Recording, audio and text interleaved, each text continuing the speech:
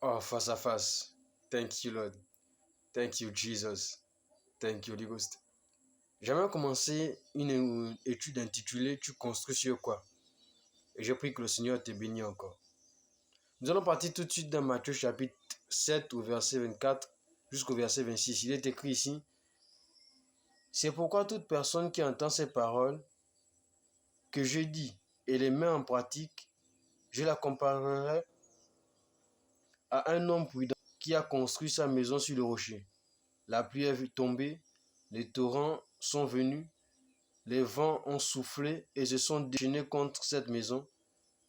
Elle ne s'est pas écroulée parce qu'elle était fondée sur le rocher. Mais toute personne qui entend ces paroles que je dis et ne les met pas en pratique ressemblera à un fou qui a construit sa maison sur le sable. La pluie est tombée, les torrents sont venus, les vents ont soufflé et se sont abattus sur cette maison. Elle s'est écroulée et sa ruine a été grande. Vous savez, chaque personne est un bâtiment qui se construit chaque jour, de l'intérieur vers l'extérieur, par ce qu'il ou par ce qu'elle décide de faire, par ce qu'elle décide de croire, par ce qu'elle décide de dire, mais aussi par ce qu'elle décide d'entendre. L'une des choses que vous devez comprendre, c'est que les choses pour lesquelles vous donnez plus votre attention finiront toujours par influencer vos actions, finiront toujours par influencer vos réactions, finiront toujours par influencer vos confessions, vos convictions et même vos motivations. Lorsqu'on prend par exemple le cas d'un maçon qui se lance dans une construction d'un bâtiment ou d'une maison, vous allez vous rendre compte que le maçon va prendre largement le temps de choisir ce qu'il faut pour la construction de ce bâtiment ou de cette maison. Il va vérifier que le matériel est correct, il va vérifier que le montage est correct, il va vérifier que les murs n'ont pas de fissures et qu'ils sont corrects, afin que les personnes qui vont vivre dans cette maison soient premièrement en sécurité et deuxièmement en paix.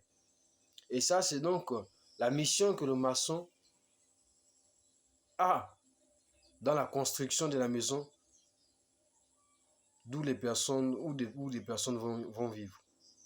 Maintenant, au verset 25, le verset 25 nous parle de trois choses. Le verset 25 nous parle premièrement de la pluie, deuxièmement les torrents et troisièmement les vents. L'une des choses que vous devez comprendre, c'est que nous fondons tous, ou encore nous construisons tous, ou encore nous bâtissons tous nos vies sur quelque chose. La question est sur quoi?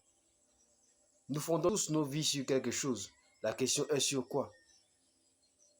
La pluie ici, dans le verset 25, est synonyme d'épreuve ou encore les circonstances. Les torrents sont synonymes de troubles. Le vent ici sont synonymes de malheurs, de perturbations.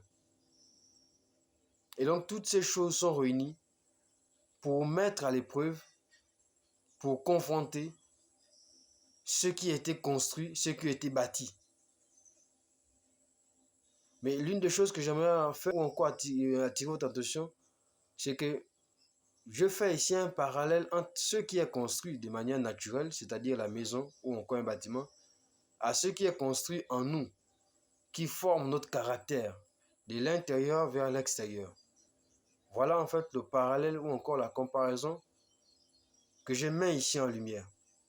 Ce sont ces deux choses. Parce que chaque personne est un bâtiment.